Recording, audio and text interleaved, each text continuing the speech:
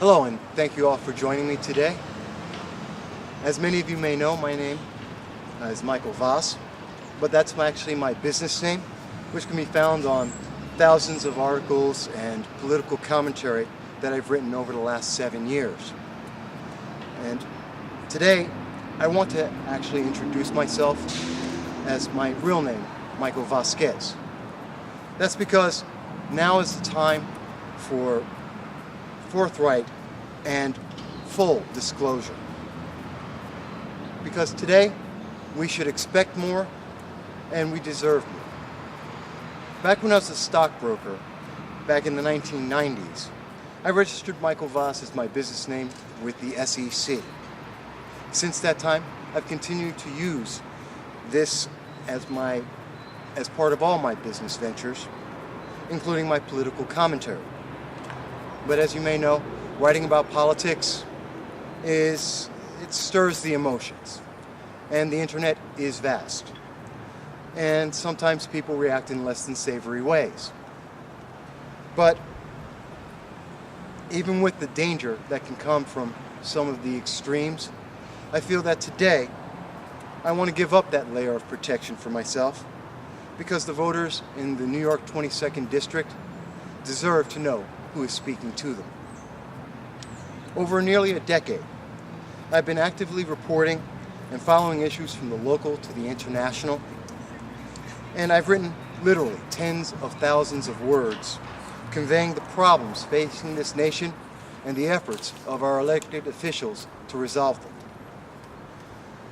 Often, like many of us, I felt the same frustration as we've watched legislation after legislation that has been altered and become ineffective, or that we've seen our elected officials not even read the bills that they're passing.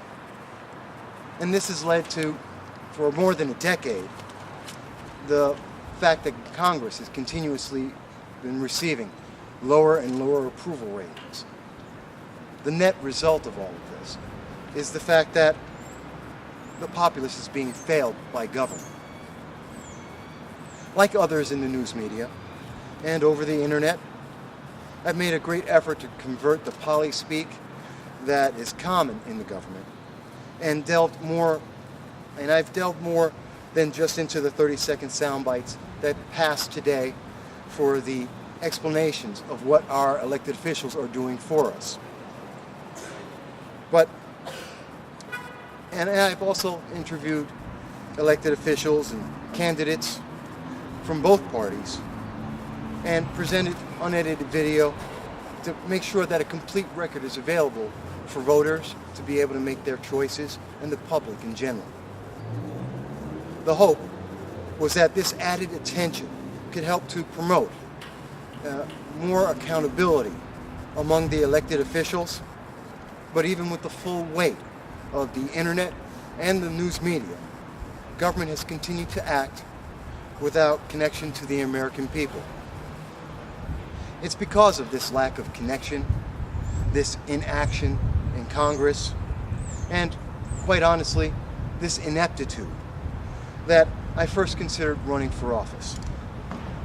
The fact that 47% of the Congress, and this is including both members of both parties, are millionaires, and more than 1/3, even 1/2 of Congress is made up of career politicians. That added to my thoughts. The fact that some 59% of the public today, according to the most recent polls, feel that the nation is on the wrong path, solidified my convictions and confirmed my feelings. And as this day approached, I searched and looked for inspiration, and I drew that from the past. 103 years ago today, President Theodore Roosevelt made a historic speech. In that speech, he conveyed an important message, the man in the arena.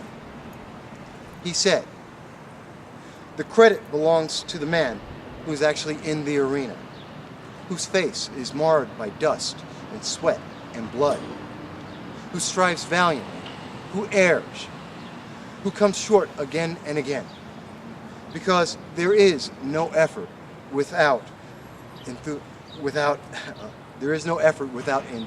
error or shortcoming. But who does actually strive to do the deeds? Who knows great enthusiasms, great devotions? Who spends himself in a worthy cause? Who knows at the best he is in the end triumphant of high achievement, and who at the worst, if he fails while daring greatly, so that his place shall never be with the cold and timid souls who neither know victory nor defeat.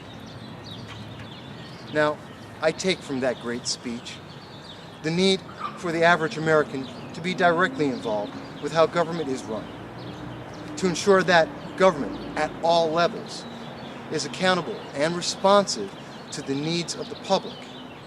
Because career politicians and millionaires, they're good people, very good people. But they are not the average American with the same concerns and day-to-day issues that we all have. They don't feel the impact of their decisions in the same way that you, your family, all of your friends feel. That doesn't make them bad people, as some people would insist. No, it just makes them out of touch and unconnected to the needs of the voters and the public at large. Congress needs to reconnect with the public, and government needs to be reminded that it should only do what the public cannot do for themselves. Those elected to office and those who seek elected office must raise the bar on what is to be expected, what is to be striven for, and most importantly, what is to be achieved. Thus, in the spirit of one of the great American presidents, and on the anniversary of his speech praising the sweat and labor of the average American, I am launching my exploratory committee to run for the New York 22nd Congressional District. In the coming weeks and months, I will look forward to meeting with constituents throughout the New York 22nd District, and I look forward to sharing my views and making sure that the 2014 election will be about the concerns of the voters and your needs. That election will be, we want to make that election about getting things done, improving the quality of life, not only for ourselves, for the generations that come after us. For those that are interested to learn more about me, I suggest you can visit my website, which is http://exploratory.electmichaelvasquez.com. Or, more importantly, I ask you, come out, visit me as I go throughout the 22nd District, speak with me, and let's learn about each other. As voters, we expect more. And in 2014, I think it's about time we get there. I thank you.